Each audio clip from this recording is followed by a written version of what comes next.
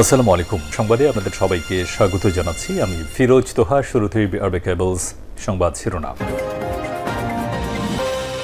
বাংলাদেশের সর্বশেষ গুরুত্বপূর্ণ আপডেট সংবাদে আপনাকে স্বাগত। শুরুতেই সংবাদ শিরোনাম, পরে বিস্তারিত। শুরুতেই জানাবো, বিকেলে ধর্মীয় নেতাদের সঙ্গে সংলাপে বসছেন প্রধান উপদেষ্টা।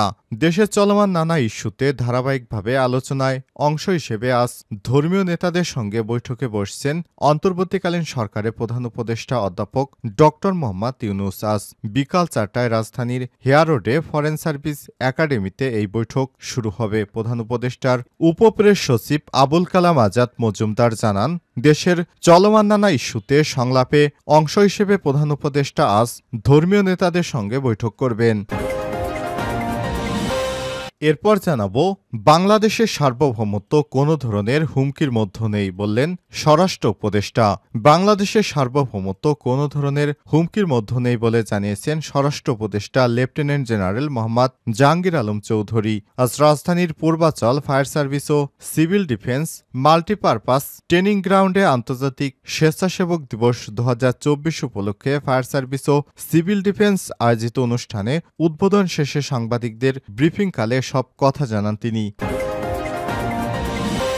জানাবো, মামলায় নাম থাকলেই গণহারে গ্রেপ্তার নয় বললেন আইজিপি।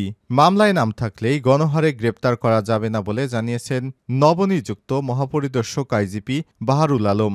আজ বেলা 12টার দিকে পুলিশ সদর দপ্তর সংবাদ সম্মেলনে তিনি এসব কথা বলেন।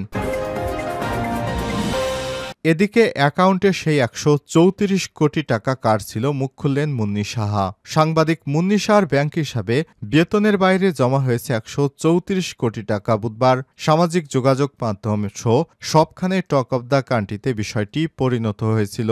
চলছে নানা রকম আলোচনা সমালোচনা। অবশেষে বিষয়টি নিয়ে মুখ খুললেন সাংবাদিক মুন্নী সাহা। জানালেন এই টাকা কার, সেই সঙ্গে বা এই টাকার সম্পর্ক কি। নিজের ভেরিফাইড ফেসবুক অ্যাকাউন্টে এ বিষয়টি নিয়ে একটি বিশাল স্ট্যাটাস দিয়েছেন। জানাবো বিস্তারিত, সঙ্গেই থাকুন।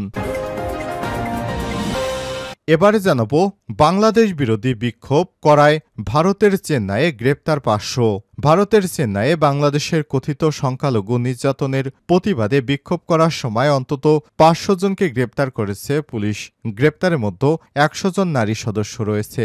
রাজা রথিনাম রন্তম স্টেডিয়ামের সামনে তারা বাংলাদেশে হিন্দুদের নিরাপত্তার দাবি এবং সংখ্যালঘুদের উপর কথিত হামলাবন্ধের আহ্বান জানিয়ে বিক্ষোভ করেছিলেন। এই প্রতিবাদে অংশ নেয় বিজেপি, আরএসএস এবং এবিভিপি, হিন্দু মুনানি এবং অন্যান্য হিন্দু সংগঠনের সদস্যরা।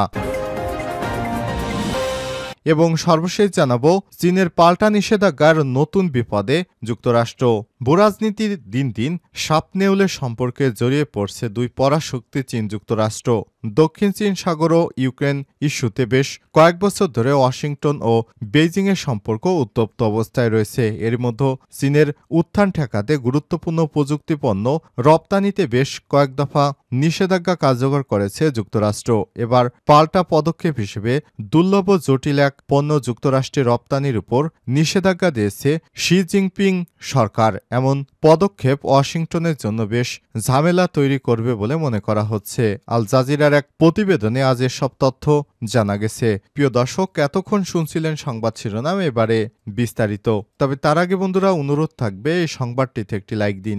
এই চ্যানেলে আপনি নতুন হয়ে থাকলে আমাদের সংবাদটি দেখতে দেখতে চ্যানেলটি সাবস্ক্রাইব করে রাখুন। কমেন্ট করে বন্ধুরা আপনার মূল্যবান মতামত জানিয়ে দিন আপনি বিশ্বের কোন দেশ থেকে বা বাংলাদেশের কোন স্থান থেকে আমাদের সংবাদটি দেখছেন এবং শুনছেন। এবারে বিস্তারিত। আজ বিকেলে ধর্মীয় নেতাদের সঙ্গে সংলাপে বসছেন প্রধান উপদেষ্টা।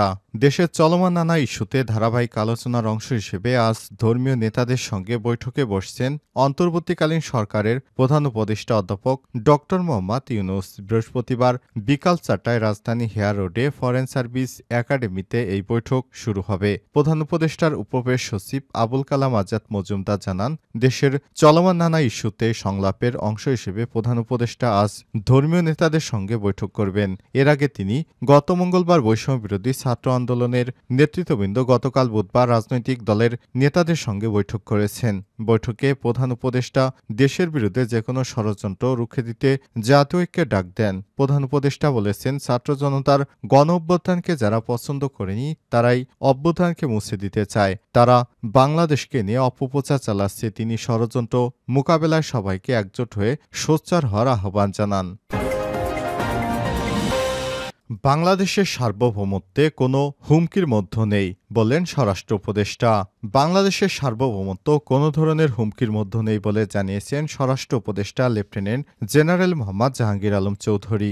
আজ সকালে রাজধানীর পূর্বাচল ফায়ার সার্ভিস ও সিভিল ডিফেন্স মাল্টিপারপাস ট্রেনিং গ্রাউন্ডে আন্তর্জাতিক স্বেচ্ছাসেবক দিবস 2024 উপলক্ষে ফায়ার সার্ভিস ও সিভিল ডিফেন্স অনুষ্ঠিত অনুষ্ঠানে উদ্বোধন শেষে সাংবাদিকদের ব্রিফ করেন। এসব কথা বলেন তিনি। সীমান্ত নিয়ে সাংবাদিকদের এক প্রশ্নের জবাবে উপদেষ্টারা বলেন, সীমান্তে উত্তেজনা নেই, সীমান্তে অন্যান্য সময়ের মতো স্বাভাবিক অবস্থায় আছে। তবে ভারতীয় মিডিয়া বাংলাদেশ সম্পর্কে অপপ্রচার চালাচ্ছে। এজন্য তিনি বাংলাদেশের মিডিয়াগুলোকে সত্য খবর প্রকাশ করার জন্য আহ্বান জানান। ভারতীয় মিডিয়ার অপপ্রচারের জবাব দেওয়ার অনুরোধ জানান তিনি বলেন, একটা দেশ অন্য দেশকে নিয়ে কতটা নগ্ন মিথ্যা তথ্য প্রচার করতে পারে ভারতীয় মিডিয়া এর উদাহরণ। আমরা যারা এই দেশে আছি সবাই একসঙ্গে এর প্রতিবাদ করব। সাংবাদিকদের আরেক প্রশ্নের জবাবে উপদেষ্টা বলেন, ভারত ইস্যুতে কোনো উদ্বেগজনক আশঙ্কা নেই। তারা যা করছে আপনারা এর প্রতিবাদ করেন এবং সত্যি ঘটনা প্রকাশ করবেন, সেই সময় ওদের মুখে চুলকানি পড়বে। মামলায় নাম থাকলেই গণহারে গ্রেপ্তার নয় আইজিপি। মামলায় নাম থাকলেই গণহারে গ্রেপ্তার করা যাবে না বলে জানিয়েছেন নবনিযুক্ত পুলিশ মহাপরিদর্শক আইজিপি বাহারুল আলম। আজ বেলা 11টায় পুলিশ সদর দপ্তরের সংবাদ সম্মেলনে তিনি এসব কথা বলেন। বাহারুল আলম বলেন, পাইকারি হারে কাউকে পুলিশ গ্রেপ্তার করবে না, নিরীহ কাউকে হয়রানি করা যাবে না। ইচ্ছাকৃত মিথ্যা মামলা করা হলে বাদীর বিরুদ্ধে ব্যবস্থা নেওয়া হবে। ছাত্র জনতার বিপক্ষে কতজন পুলিশ কর্মকর্তা বা সদস্য জড়িত ছিল তাদের বিরুদ্ধে কোনো ব্যবস্থা নেওয়া হচ্ছে কিনা জানতে চাইলে পুলিশ মহাপরিদর্শক বলেন, এটা তো তদন্ত সাপেক্ষে হবে। গণঅভ্যুত্থান পরবর্তী অনেক মামলা হয়েছে, অনেক পুলিশ কর্মকর্তাকে গ্রেপ্তার করা হয়েছে। অনেকেই নির্দোষ কিন্তু আসামি হয়েছেন, আবার অনেকে দোষী কিন্তু শনাক্ত হয়নি বলে তাদের গ্রেপ্তার করা হচ্ছে না। আইজিপি বলেন, 2,13,000 পুলিশের কতজন বিপক্ষে ছিল তা খুঁজে বের করা সত্যি কঠিন। তবে এই বিষয়টি হবেই, এটা করতেই হবে, পুলিশ বাহিনীর জন্যই করতে হবে। অ্যাকাউন্টে সেই 134 কোটি টাকা কার ছিল, মুখ খুললেন মুন্নী শাহ। সাংবাদিক মুন্নী শাহার ব্যাংক হিসাব বেতনের বাইরে জমা হয়েছে 134 কোটি টাকা। বুধবার 4 ডিসেম্বর গণমাধ্যম ও সামাজিক যোগাযোগ মাধ্যমে সবখানে টক অব দ্য কান্ট্রিতে পরিণত হয়েছিল বিষয়টি। চলছে নানা রকম আলোচনা সমালোচনা। অবশেষে বিষয়টি নিয়ে মুখ খুললেন সাংবাদিক মুন্নী শাহ। জানালেন এই টাকা কার সঙ্গে, এই টাকার সম্পর্ক কি। নিজের ভেরিফাইড ফেসবুক অ্যাকাউন্টে বিষয়টি বিশাল একটি স্ট্যাটাস দেন এই সাংবাদিক। স্ট্যাটাসে মুন্নী শাহ লিখেন, আজ দেশের অনেকগুলো নিউজ পোর্টাল ও দৈনিকে আমার অ্যাকাউন্টে কত টাকা তা নিয়ে কিছু মিসলিডিং হেডলাইন দেখে বিস্মিত হয়েছি।